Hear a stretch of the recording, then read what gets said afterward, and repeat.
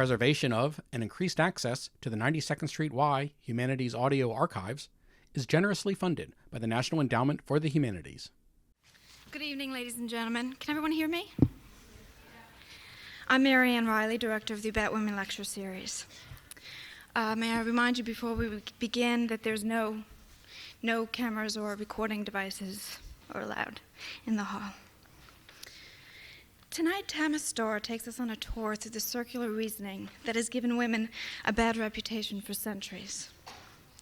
Ms. Starr is president of the Artkraft Strauss Sign Corporation, which is responsible for lighting up Broadway's Great White Way, and will be responsible for lighting up our marquee in the very near future. In her new and first book, The Natural Inferiority of Women, Outrageous Pronouncements by Misguided Males, Ms. Starr turns her attention to different kinds of signs, the flashy remarks and somber reflections of men as different as Confucius and Patrick Buchanan, statements that assure us of women's inherent stupidity, lust, avarice, need to be beaten, and other general weaknesses. It's sure to be a fun evening. Ladies and gentlemen, Tama Starr.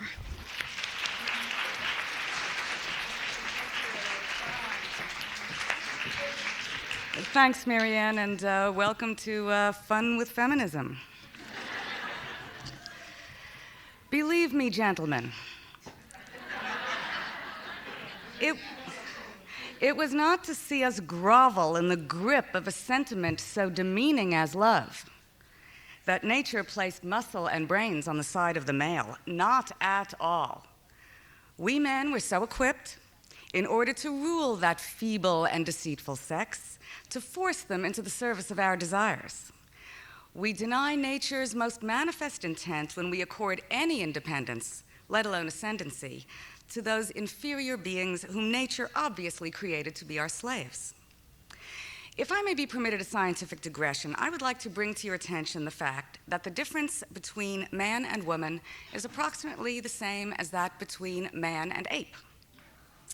Therefore, we would no more include women in the human species than we would consider a baboon our brother. In fact, it is mainly in her failings that the human female differs from the other animals, and thus we may well assert that she is in fact inferior to them. Wherever men live in harmony with nature, they invariably hold women in the profoundest contempt. If we are to deify an object simply because it has some utility, then let us bow down as well to our bulls, our mules, and our chamber pots. The natural inferiority of women to men, there's the book title, is universally evident, and there is nothing intrinsic to the female sex that naturally inspires respect. Anyone guess the author? Count Donatien Alphonse Gaston Marquis de Sade.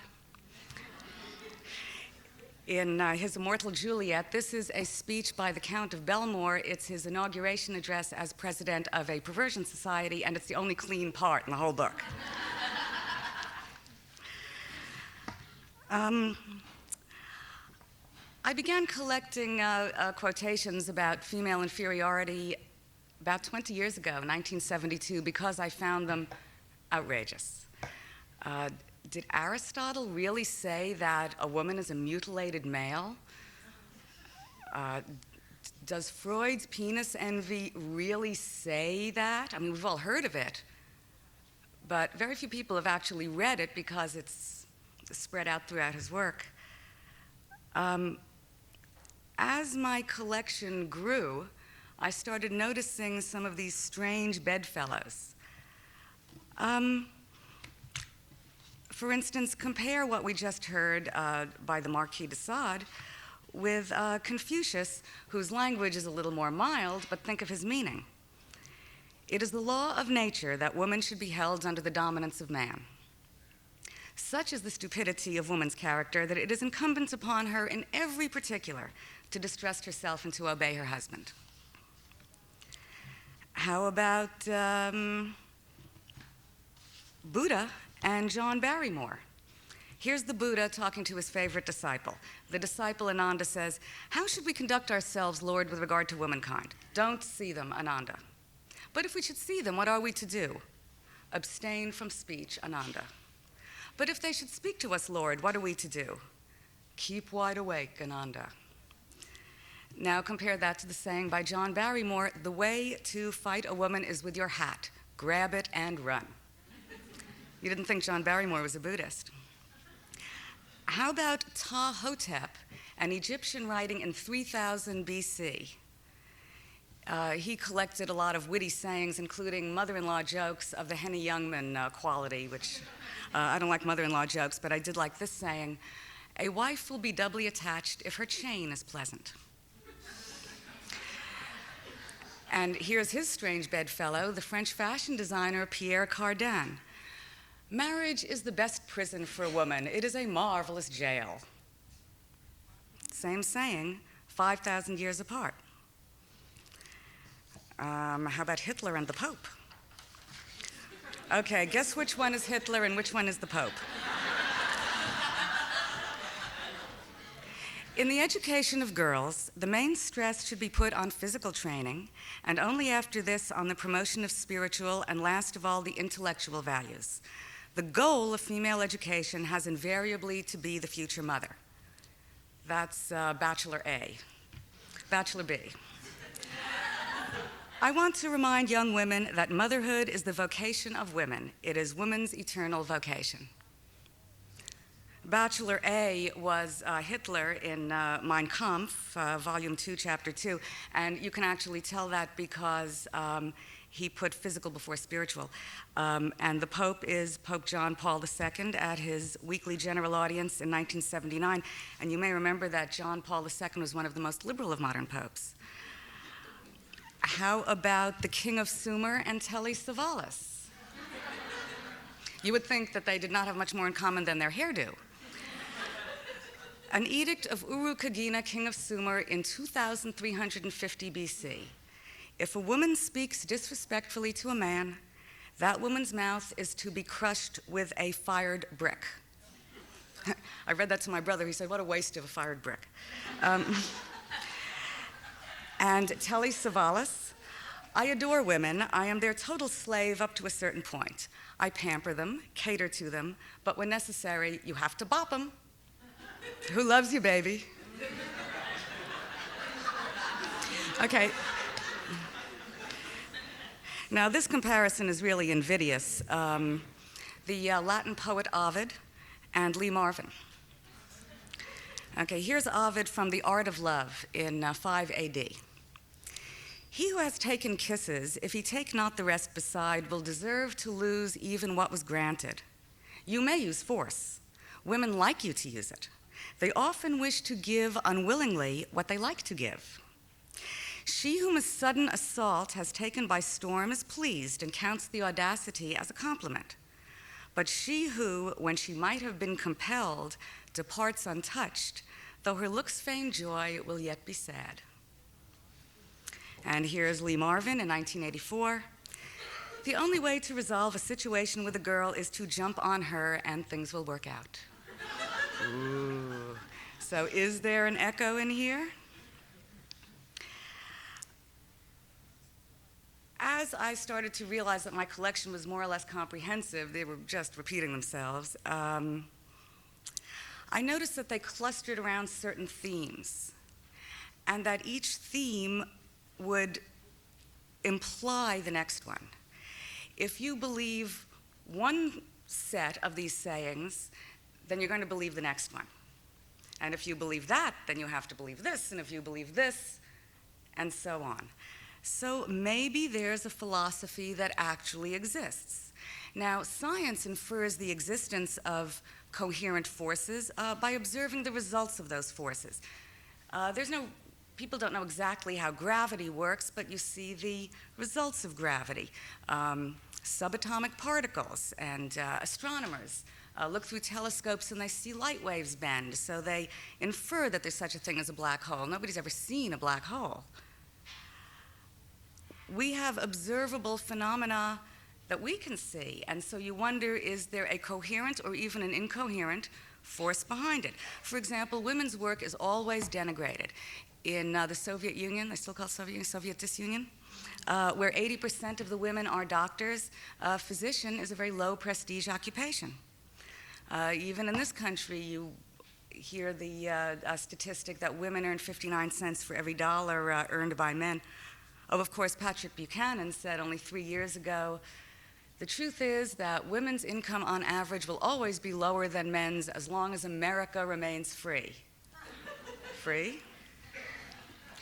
Women have legal disabilities in every society that has a legal system. The Talmud says that 100 women are equal to only one witness.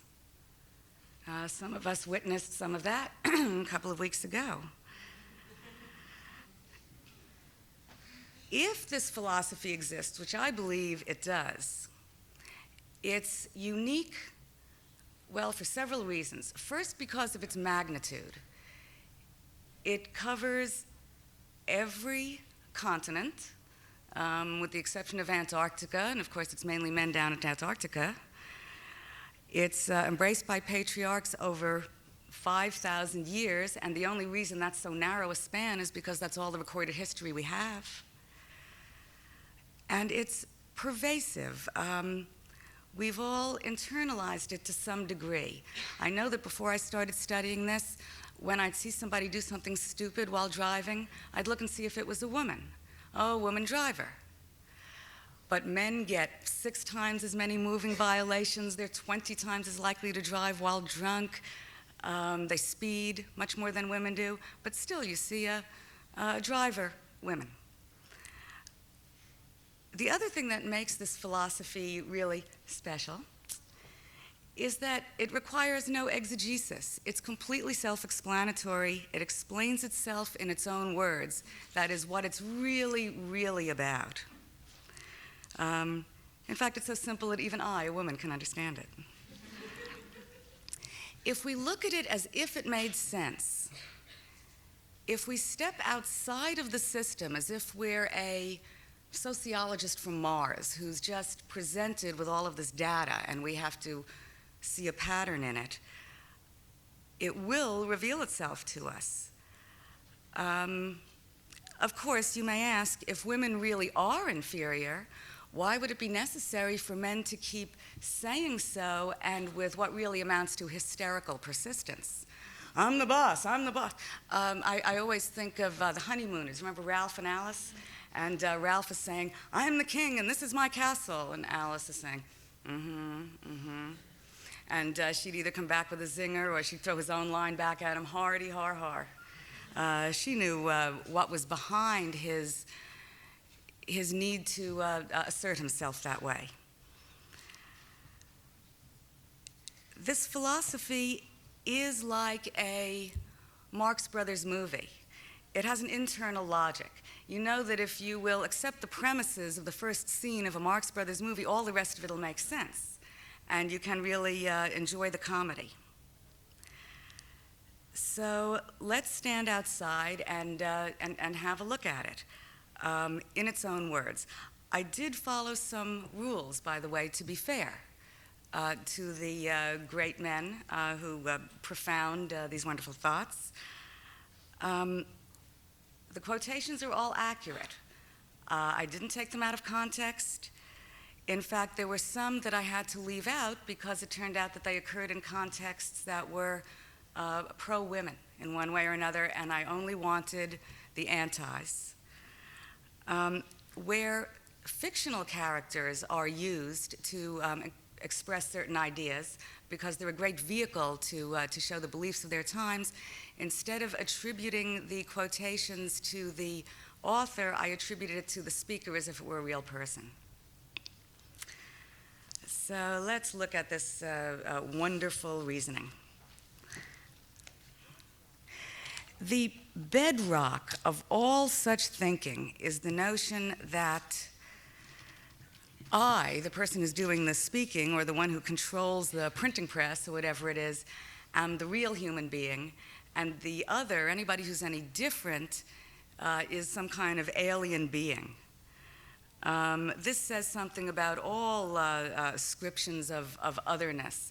It's so easy to put people in categories, put them in little boxes and close the door and say, well, that explains everything about everything.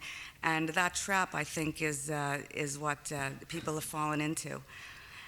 The main idea here is best expressed in the Russian proverb: a woman is not a person as a chicken is not a bird.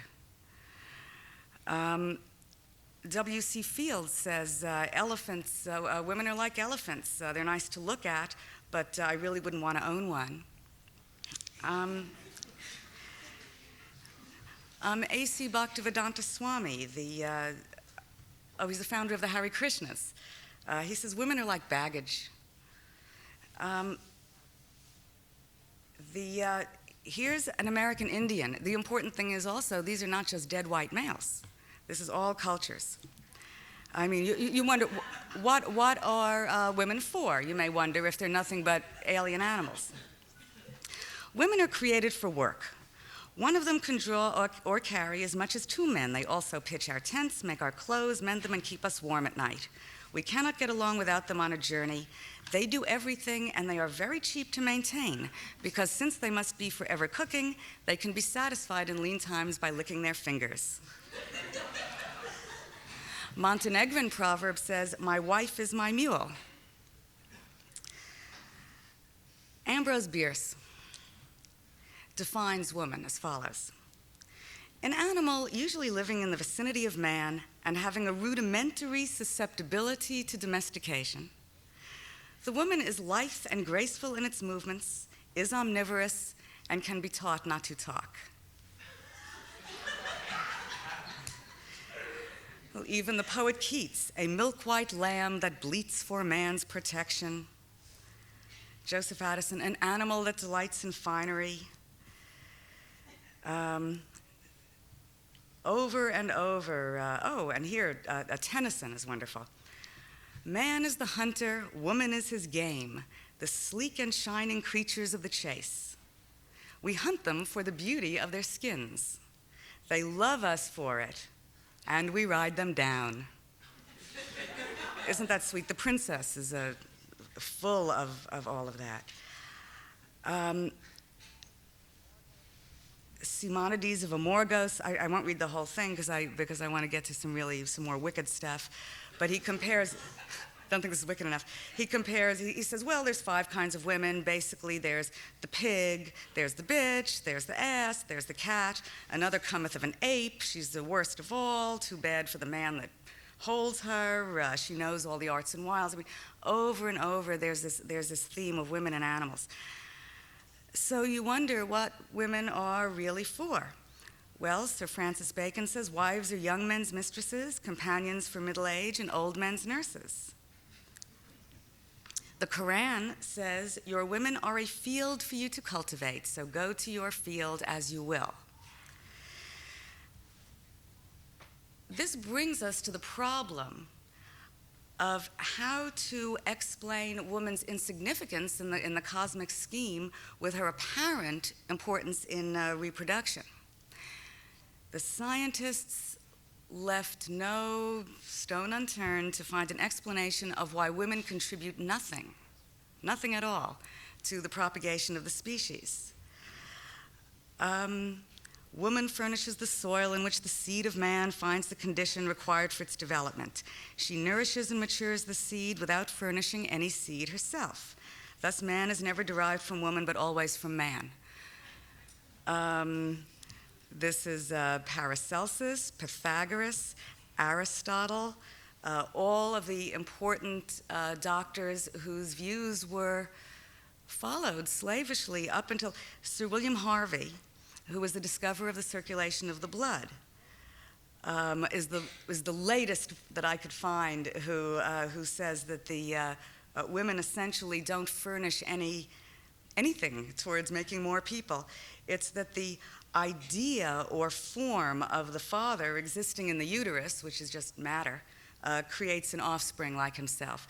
And he was writing in the 17th century. That's almost modern times. Well, so where do women come from? An Italian proverb says, everything comes from God except women. A Japanese book on the nature of woman of the 18th century, woman is originally an agent of the six devils and has been born as a woman to prevent man from following the way of Buddha. The al-Kitab, a scripture of the Shiite sect of Islam, women were created from the sediment of the sins of demons to serve as temptation to sinners. They serve only as vehicles for the entry into the world of spirits, condemned to take on temporary flesh as punishment for their sins, women themselves, however, being without soul. The early Christian fathers devoted serious debate to the question of whether women in fact had souls. Samuel Butler, an English poet, said, "The souls of women are so small that some believe they have none at all." Charles Manson. Women have no souls. They are super-aware slaves whose duty it is to whelp and to serve man. Well, he's agreeing with Aristotle. He's agreeing with a lot of great guys. Napoleon. Nature intended women to be our slaves. They are our property, we are not theirs. They belong to us just as a tree which bears fruit belongs to the gardener. What a mad idea to demand equality for women. Women are nothing but machines for producing children. Enough of that, right? It's on the subject of female sexuality that the men start to get a little bit out there. They say over and over that women have no sexual feelings at all. This is really wonderful. Of course, in the 19th century, that was completely believed, and many sex manuals, they had as many sex manuals in Victorian Europe and America as we have today, except they all said the same thing. A modest woman seldom desires any sexual gratification for herself. She submits to her husband, but only to please him, and but for the desire of maternity, would rather be relieved of his attentions.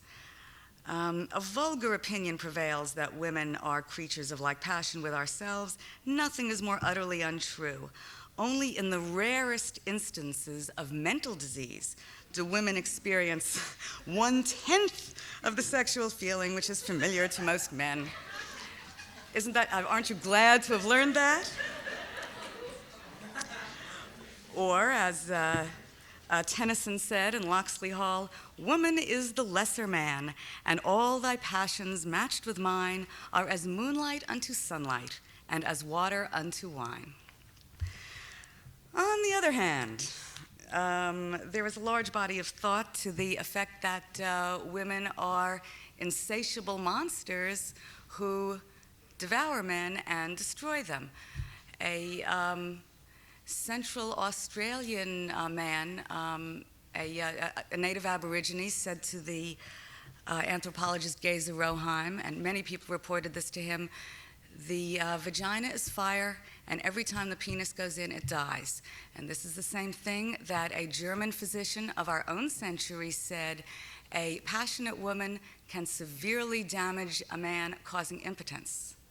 So watch out, whether they're frigid or nymphomaniacs, and you know they're one or the other, you men are in trouble. It's on the subject of this. Sexuality slides into evil because it's obviously something so fearsome.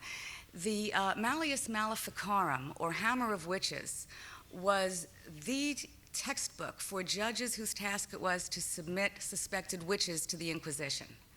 The book remained in print for over 350 years, and nobody knows how many people, mainly women, were burned for the heinous crime of witchcraft.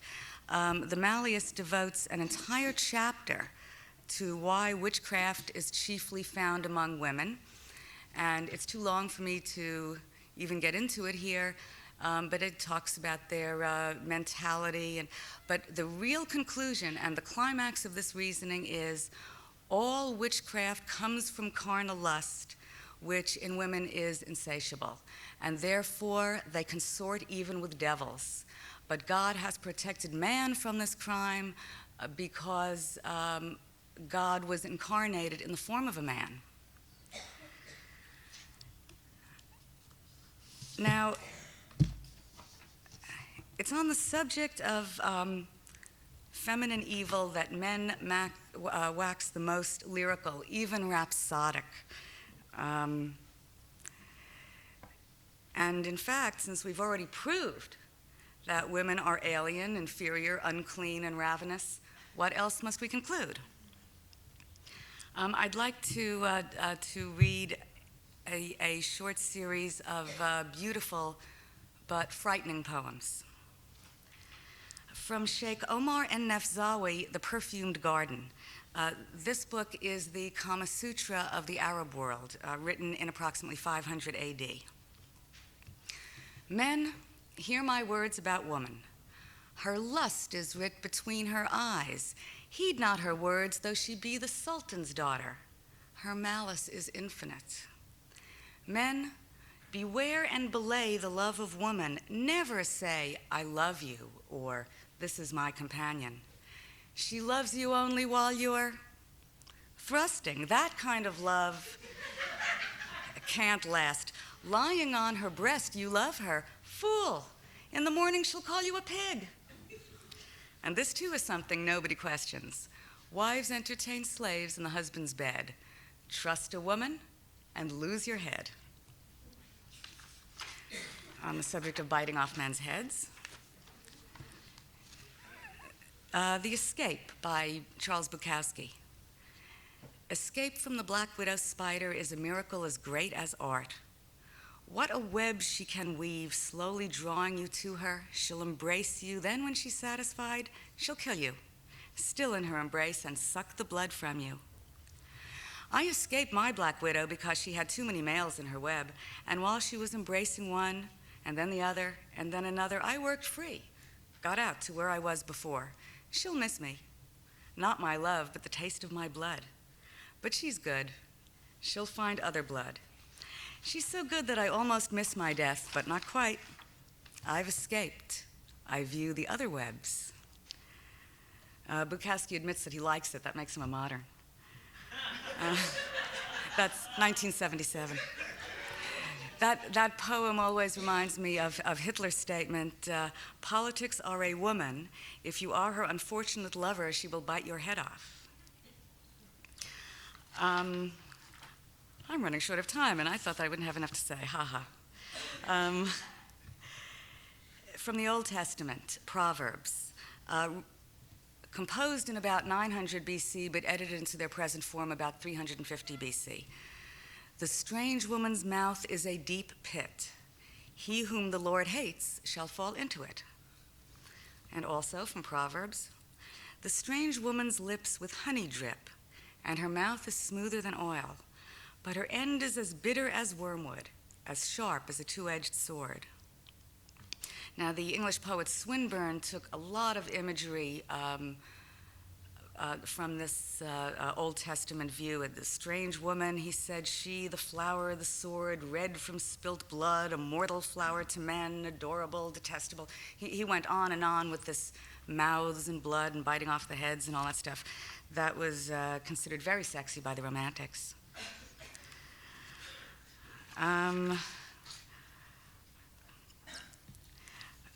From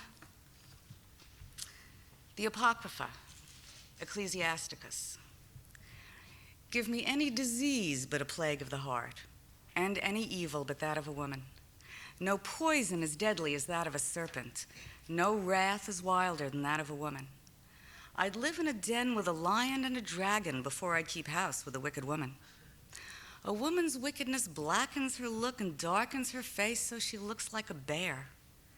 Amidst all his friends, her husband sits, and blind to the world, he bitterly sighs. All malice is nothing to that of a woman. May the curse of the wicked fall on her. A humbled heart and a sorrowful face and a heart wound is an evil wife. A woman who will not comfort her man causes weak hands and feeble knees. Of woman came the beginning of sin, and thanks to her we all must die. Give not to water an outlet, nor to wicked woman power. If she does not go just as you want her to, chase her from your bed, Give her a divorce and let her go. There are wonderful ones in the Old Testament too, but they're going to chase me out of here. The imagery comparing women to wild animals, we simply saw them compared to animals before, is proverbial worldwide. A Chinese proverb: there's no such poison in the green snake's mouth or the hornet's sting as in a woman's heart. Of all the wild beasts, this is a very old proverb, usually attributed to Christian saints, but it's actually a very early Greek proverb. Of all the wild beasts on land or sea, the wildest of all is woman. And here's a little ditty from a Victorian poet. Her dove-like eyes turned to coals of fire, her beautiful nose to a terrible snout, her hands to paws with nasty great claws, and her bosom went in and her tail came out.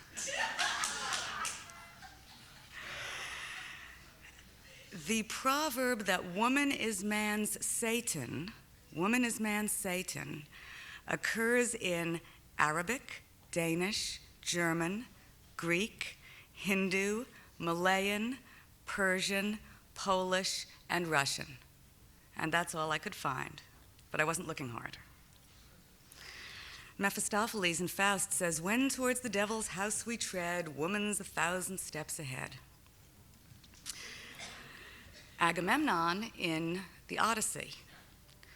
O woman, woman, when too ill thy mind is bent, all hell contains no fouler fiend.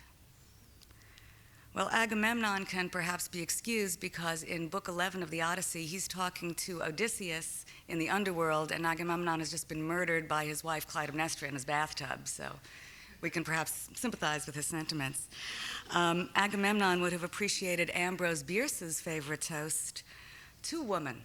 She would be so much more charming if one could fall into her arms without falling into her hands. Well, of course, it follows from this that women are responsible for all the world's ills. Leo Tolstoy said in his diary, clearly all disasters, or an enormous proportion of them, are due to the dissoluteness of woman. An Albanian proverb says there was never a conflict without a woman.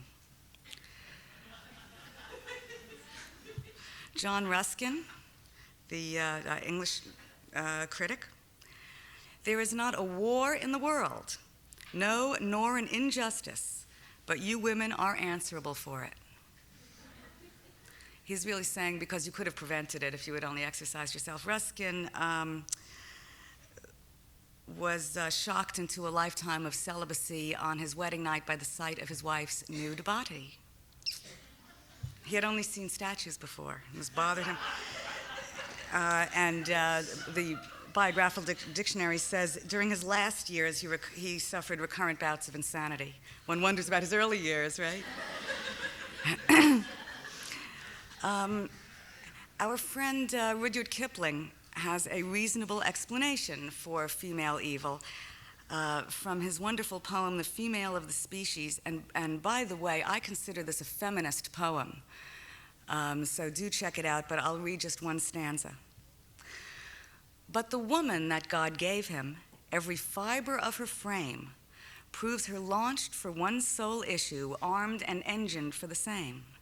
And to serve that single issue, lest the generations fail, the female of the species must be deadlier than the male.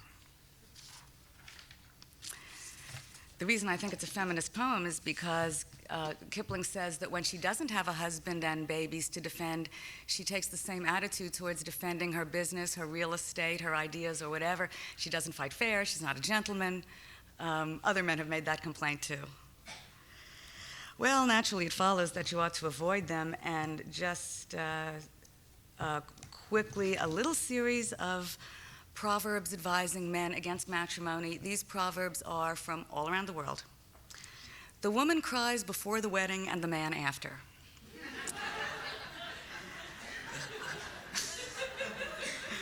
Whoso is tired of happy days, let him take a wife. A wedding lasts a day or two, but the misery forever. He that has a wife has a master. Who hath a wife hath also an enemy. Different continent entirely.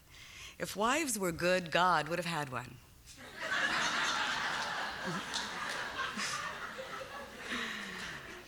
a married man is a caged bird.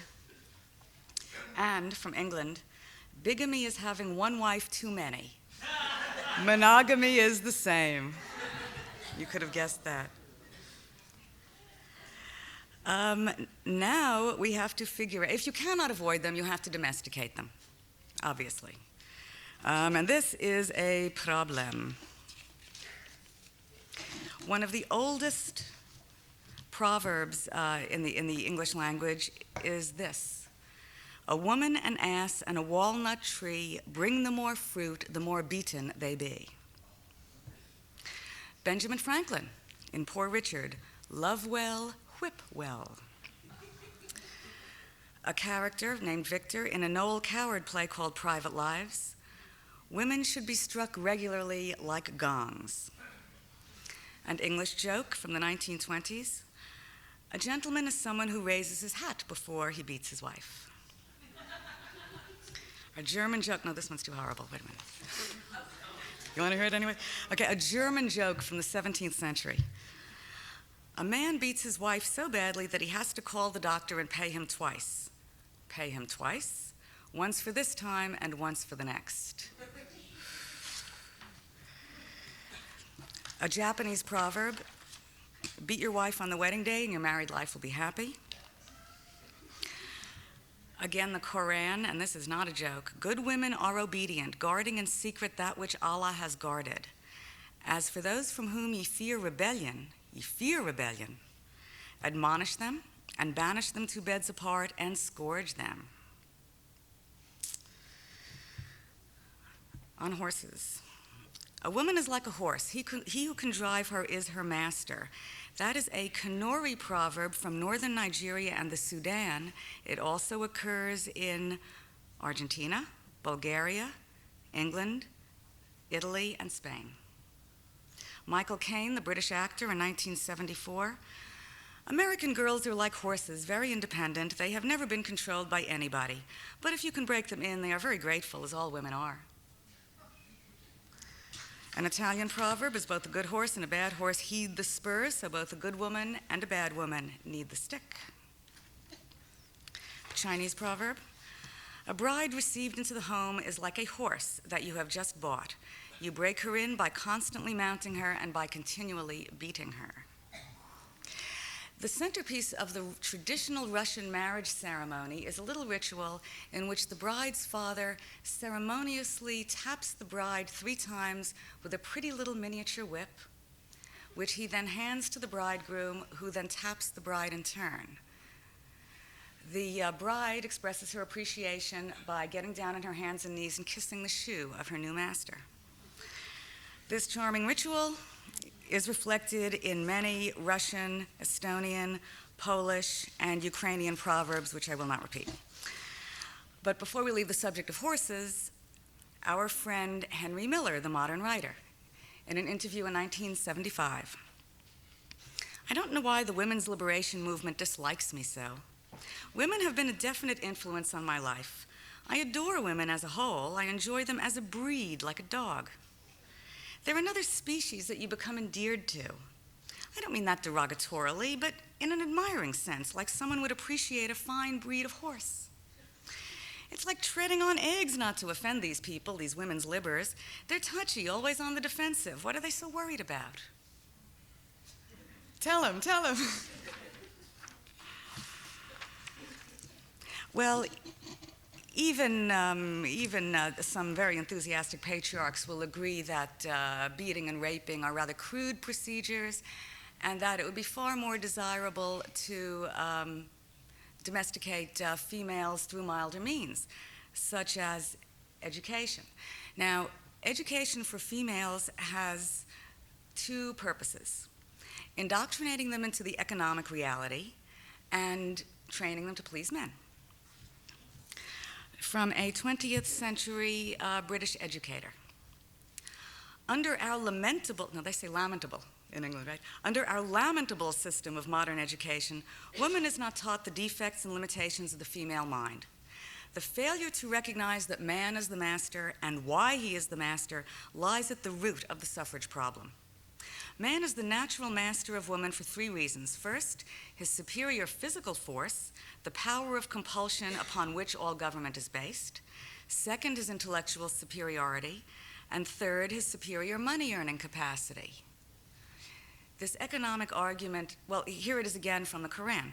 Men are superior to women on account of the qualities in which God has given them preeminence, and because they spend of their property for the support of women.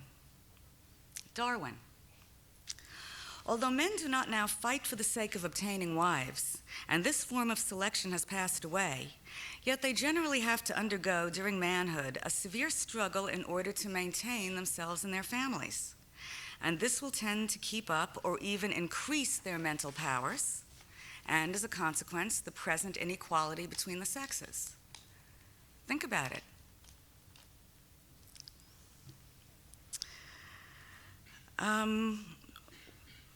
Woman, says Strindberg in his autobiographical novel, The Confession of a Fool, woman, man's necessary complement, the spiritual creation of man, has no right to the privileges of her husband. She can only be called the other half of humanity by virtue of her numbers. Proportionately, she is merely the sixth part of a sixth. She should not, therefore, invade the labor market as long as it falls to the lot of the man to provide for his wife and family. And the fact should not be lost sight of that every time a woman wrests an appointment from a man, there is one more old maid or prostitute. The monomania of weak and inferior brains that desire to equalize what can never be equal was the cause of much mischief in my family. That sounds like Charles Bronson. Women are not equal and never could be. He says rather ungrammatically. But the argument is that if you admit women to the workforce or any place in public life, you deprive men of jobs, therefore you deprive women of husbands, therefore you cause poverty and prostitution, and weaken the whole body politic. We hear this argument over and over. We heard it over and over about the ERA. You hear it about why women shouldn't be on juries. This argument is very, very old, and the invocation of God and nature is almost identical over hundreds and hundreds of years. The most popular anti-suffrage tract by a reverend named John Todd, he says, at one time, the women of Rome became so discouraged and downhearted with their condition, now dig this logic, that they committed suicide to such an extent that the Senate, alarmed, passed a decree that all who should henceforth commit suicide should have their bodies exposed naked in the street. There were no more suicides. On the true instincts of the sex I rely, while I speak to the women of my generation kindly, faithfully, plainly, calmly, and decidedly. That's just the way he wrote it. He didn't jump between the suicides, and now I'm going to tell you. The demand is that woman shall be educated as man is, enter the same pursuits that he does, receive the same wages, occupy the same posts and professions, and in a word, be independent of man. Why then, my lady reader will say, why can't we be independent of man? He italicizes it to make it sound like petulant whining. Why can't we be independent of man? For this is the gist of the whole subject. I reply you can't for two reasons. First, God never designed you should. Secondly, your own deep instincts are in the way. A great hue and cry is set up about the right of women to vote and the cruelty of denying them this right. Well, plainly, this is merely a civil and not a natural right. Minors, foreigners, and idiots are denied it. In the matter of wages, we can't have justice, but bear in mind that God has put the labor and the duty on man to support the families. Is it then so very unjust that woman who has no such responsibility does not receive so high wages?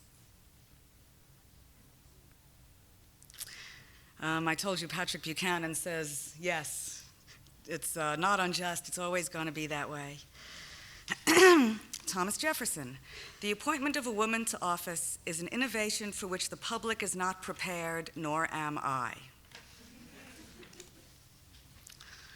Editorials in those days, they really exercised themselves on the question of suffrage over and over.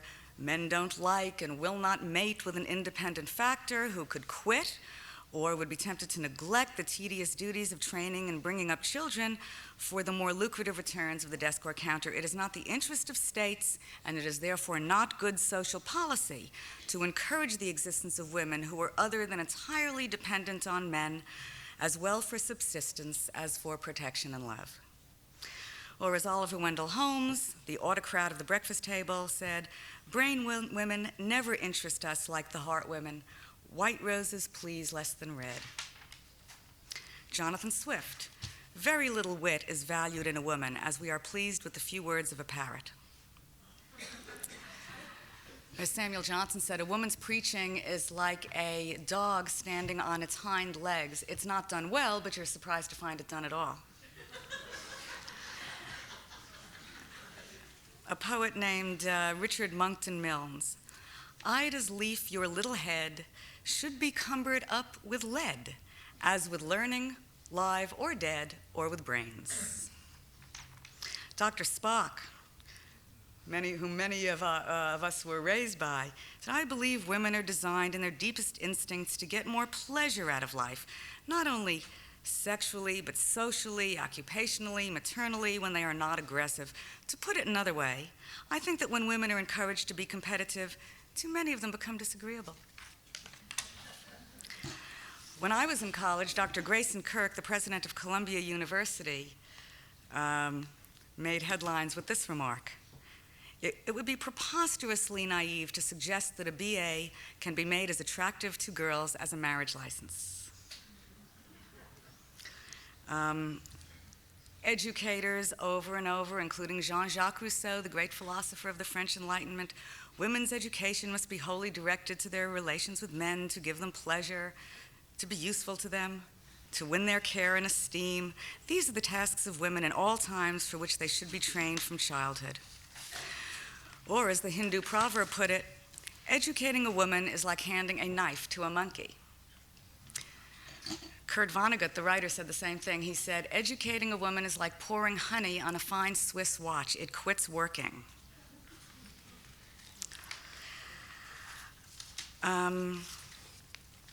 One more whole poem. This will be my last one. Now we're going to get serious, okay? Since we're at the very end of this part of the program. Sir Alan Patrick Herbert was a very popular writer of musical comedies in the 1920s and 30s, and also a contributor to Punch. And this poem is called "I Like Them Fluffy." Some like them gentle and sweet. Some like them haughty and proud. Some of us like them petite, and some of us love the whole crowd. Some will insist upon grace, and some make a point of the pelf. But to take a particular case, I do like them fluffy myself. I like them fluffy, I freely confess, with fluffy blue eyes and a fluffy blue dress, with fair fluffy hair like love in a mist, and lips that declare, "I want to be kissed." With fluffy soft cheeks like plums on a wall, with a fluffy soft heart and no brains at all. Some like a girl that's well read, some like a shingle or crop, but I don't care what's in her head if there's plenty of hair on the top. Give me the frivolous locks, give me the gaiety queen, give me the chocolate box, and give me the girls' magazine.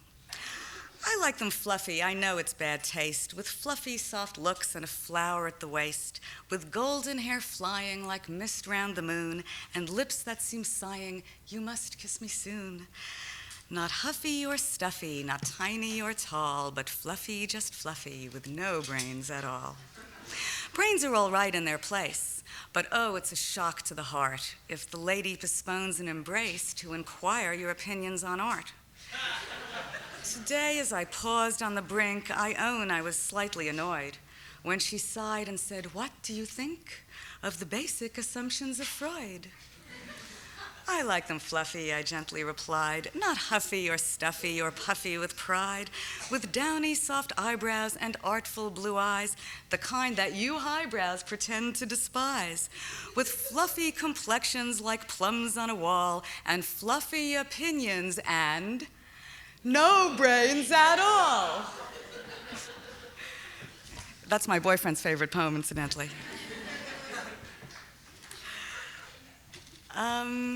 Let's go to questions, comments, tomatoes, rotten eggs.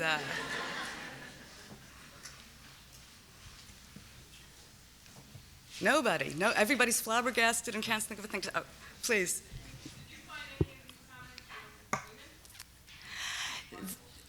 I omitted the few that I found. For example, some of Freud's followers bought into a lot of these things, and I just found it too disgusting to deal with that. You consider Phyllis Schlafly, who makes her living going around making speeches about why women should stay home in the kitchen. It's just, women saying these kinds of things is just too creepy. This was not so bad. There are two exceptions.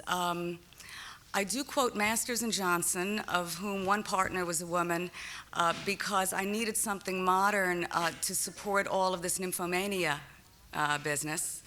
And anyway, what they say could really be considered female superiority, but it helps the argument along. And then there were a couple that wrote a book about why feminism failed in 1947.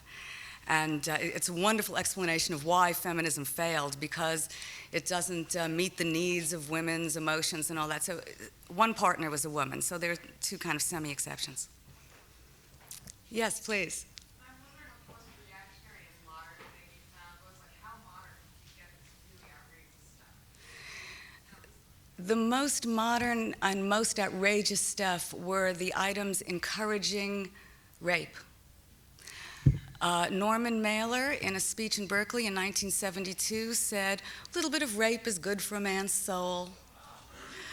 The Lee Marvin, I told you. Bill Carpenter, the mayor of Independence, Missouri, said, just as we were going to press, and I managed to convince the editor, slip this in, we were already in galleys, the only difference between rape and seduction is salesmanship. That's the current mayor of Independence, Missouri, and he said that, I guess, in last May. Yes, please. Why?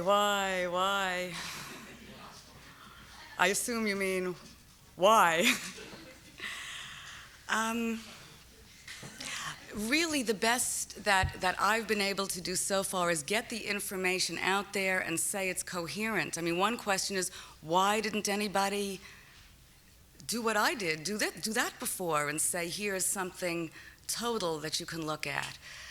I do see that one thing I've seen all along is an undercurrent of fear, sort of hysteria.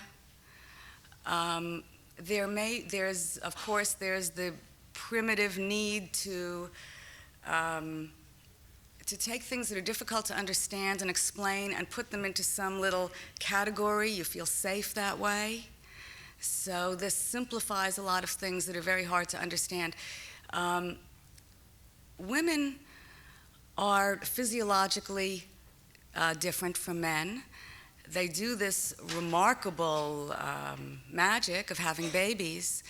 And if you look at our physiology in general, we're not superior, because I don't like the superior inferior thing, but we are genuinely awesome in every test of stamina. Now that worldwide athletic competition is being open to women, the Iditarod is it's not only won by this woman. You know that Alaska sled race? The woman did not win last year, but she's won 6 out of 7, and women finish in the top 10 so often that the men who are in that very tough endurance race have started wearing T-shirts that say "Save the Males." The first person to swim the English Channel, you're gonna get me one of those. The first person to swim the English Channel was Gertrude Eberle. The first person to swim the Bering Straits last year, from big Diomedes to little Diomedes, was also a woman. So these tests of stamina, we outlive men. Every cause of death kills more men than women at every stage from conception onward. I mean, I might feel uneasy. I don't know the answer altogether, but there's just some of these feelings that I get from all this suggest that there's a desire to make something safe by defining it in words. Adam names the animals. So then he has a sense of control over them. So the first animal he names is, oh, you.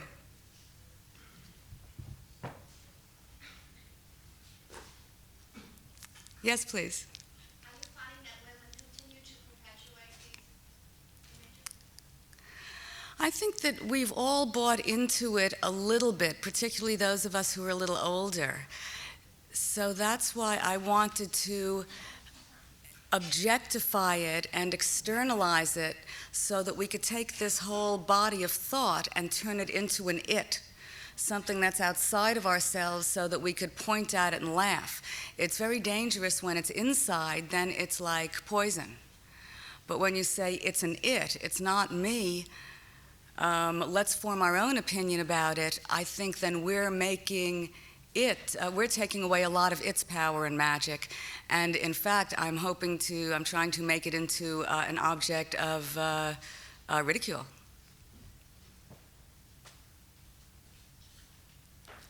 Anybody? No questions? No comments? Yes, please. What's next? You got this far. What is your next objective? You made it into it. How are women going to translate? Would that be your next book, perhaps? I don't think that, I think I'll do a different subject. I really like all the ironies of life.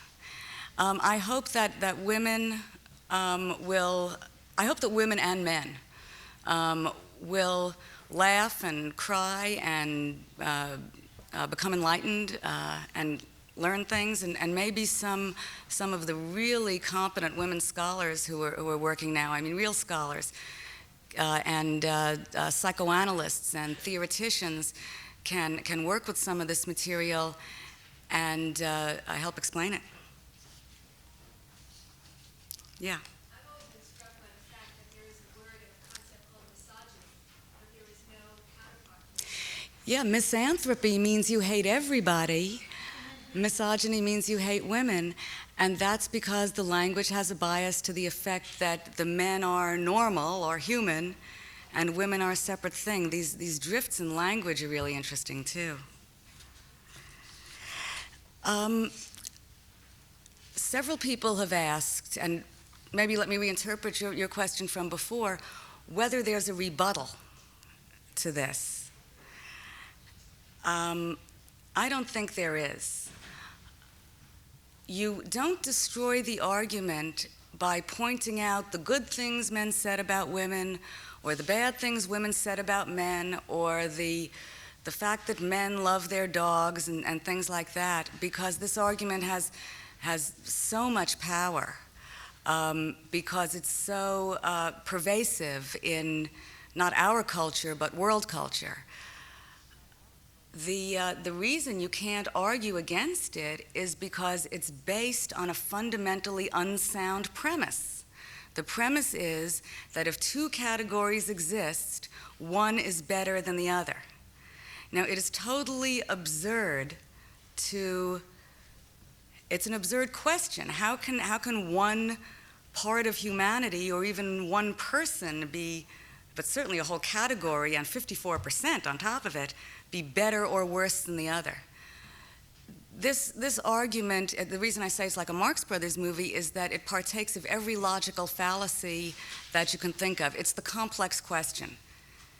You know, why haven't you stopped beating, when will you stop beating your wife? It assumes things. So it's based on totally absurd premises, and that's why it's not really sensible. That's why it's just something to put outside of ourselves and put an end to. A book like this would not have been possible. I told you I started collecting these quotations almost 20 years ago. A book like this would not have been possible before today, because we've reached a point where we can laugh at things. We can laugh at ourselves. We can laugh with each other. And I think it's time to end the war between the sexes, because that's a war with no winners. Yeah.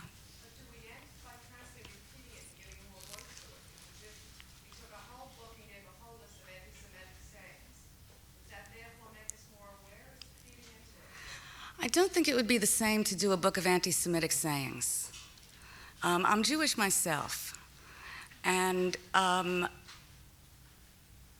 I never heard any jokes that were as funny as these, because these are so absurd. I don't like to say this, but I'm going to say it. You know, Hitler tried to kill all the Jews, and the fact is that if he had succeeded, the world would still have gone on. But if somebody tried to kill all the women, the world would not go on. Not only that, every one of these men had a mother. Many of them had wives and sweethearts, sisters, daughters. Some of them had female colleagues at work.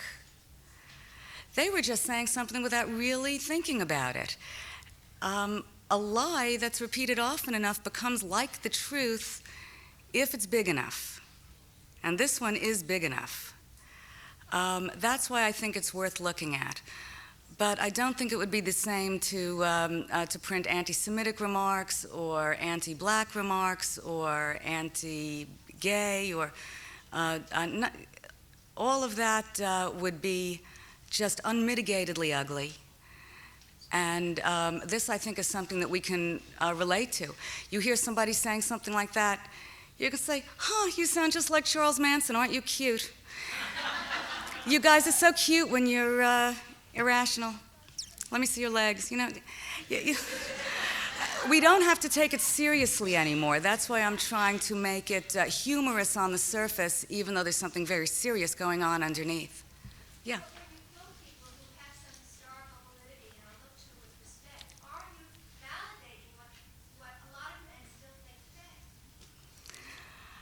You can't argue against it unless it's out there for you to argue against. The antidote to bad speech is good speech. And this speech is so ridiculous. I'm not saying that everything that Aristotle said about everything was wrong, but his inference that women are inferior is based on his biological analysis, in which the male contributes the soul and the female contributes nothing but the matter, and in fact contributes nothing. It's like earth and the man puts in a seed. Now we know that that biology is wrong. So his inference that women are spiritually inferior is also wrong. And his further inference that men should rule women like slaves is also wrong, and in fact everything he said about slavery is wrong today. It was wrong then too. But now we're able to stand up and say, wait a minute, I'm not buying that.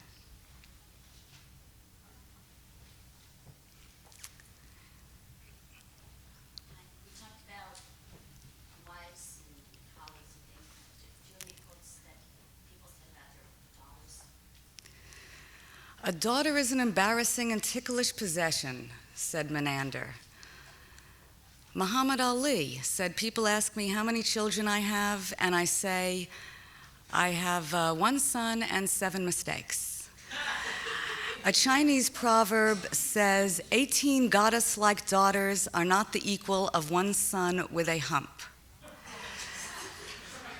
A Dutch proverb says, a house full of daughters is like a cellar full of stale beer. A Chinese proverb says, a house full of daughters is like smuggled salt. In other words, it's like cocaine. You better get it out of your house quick. Yeah?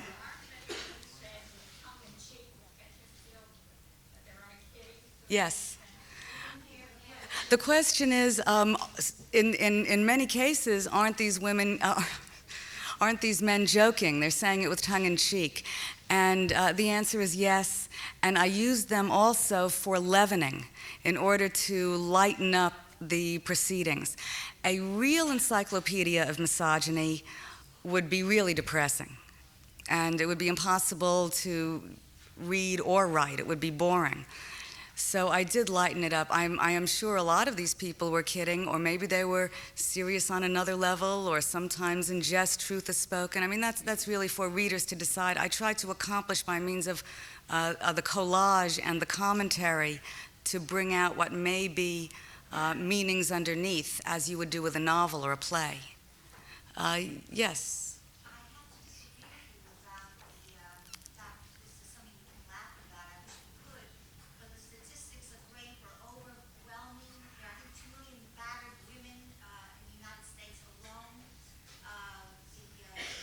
There's a real horrible feeling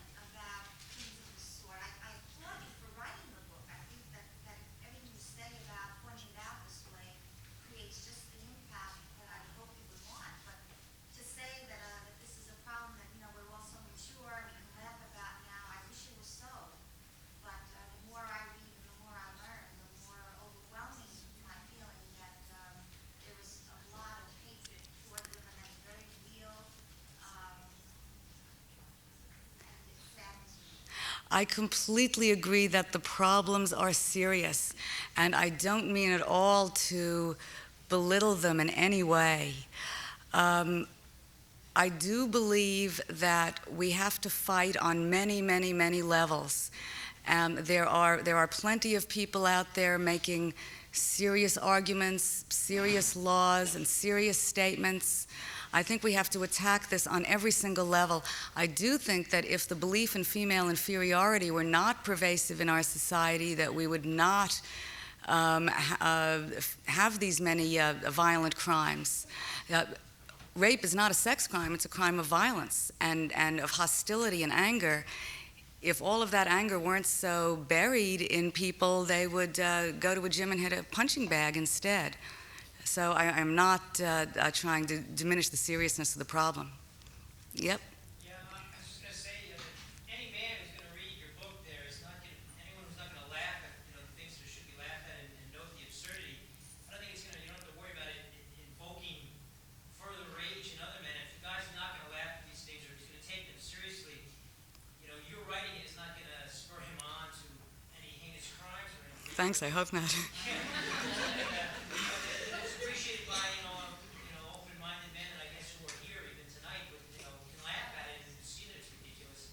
And it's not, I don't think anyone has anything to worry about it. Your writing is going to cause any harm as opposed to, like you say, pointing it out and being able to laugh at it. Thanks much. We need more language to talk about these things in.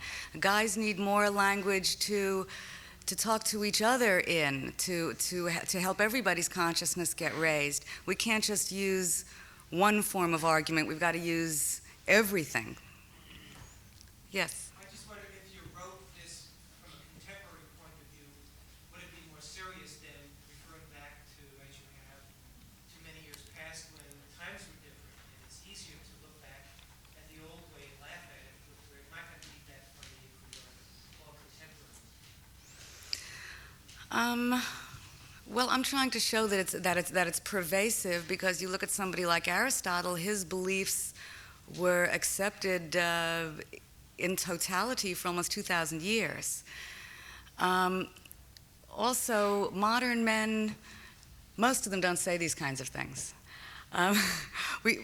There were some movie stars being funny, or those are the people that you get in interviews making these kinds of jokes.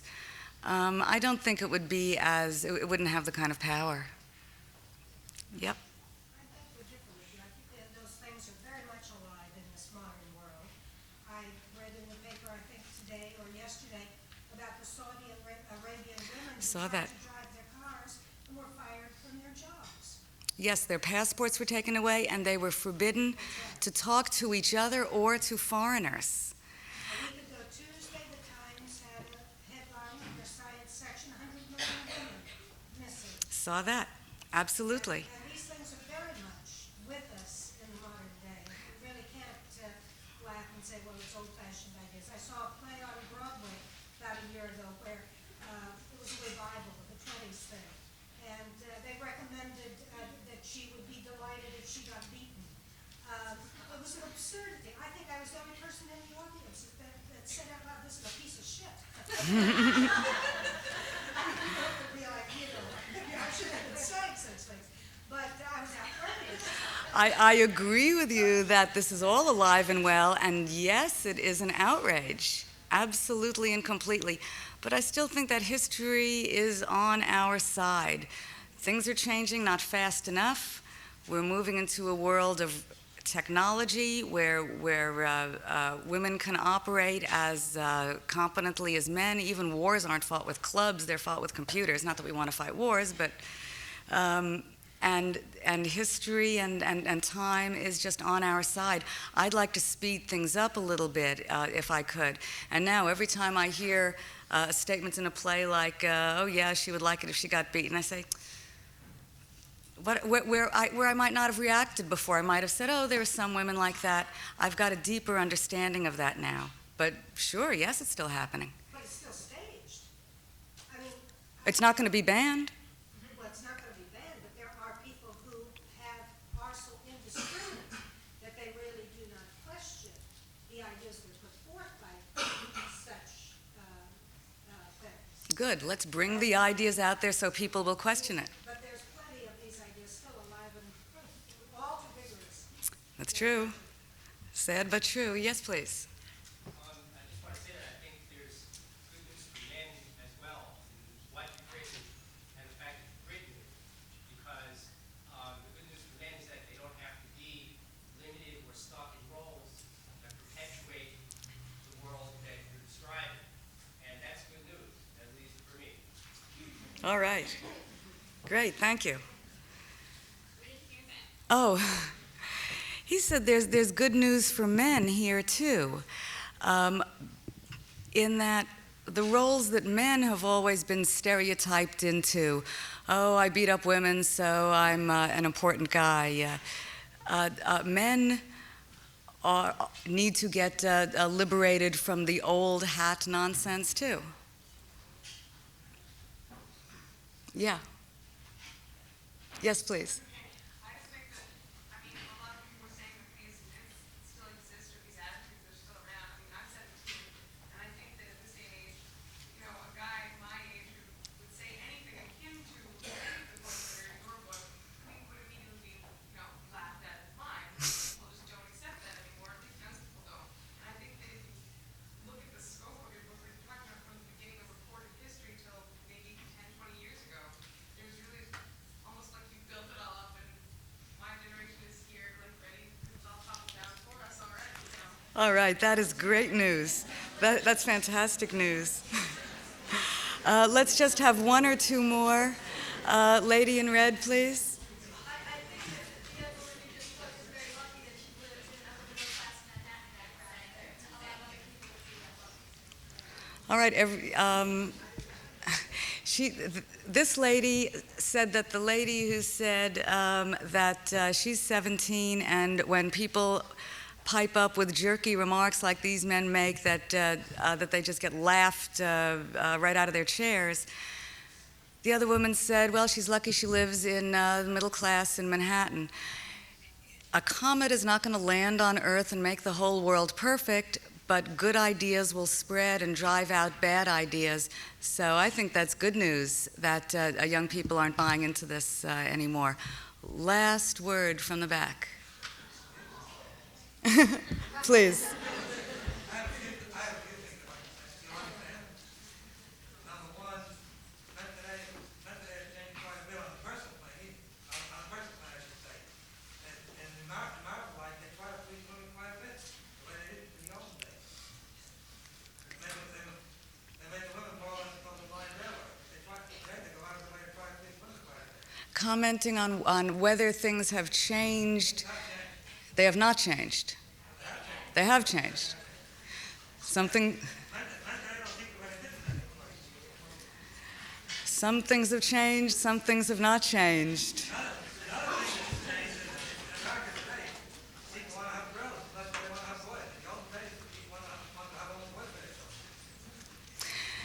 Thank you very much. I think we could be here all night. Thank you. Thanks very much for coming. Thanks for listening. For more information on the 92nd Street Y, New York, and all of our programs, please visit us at 92ny.org.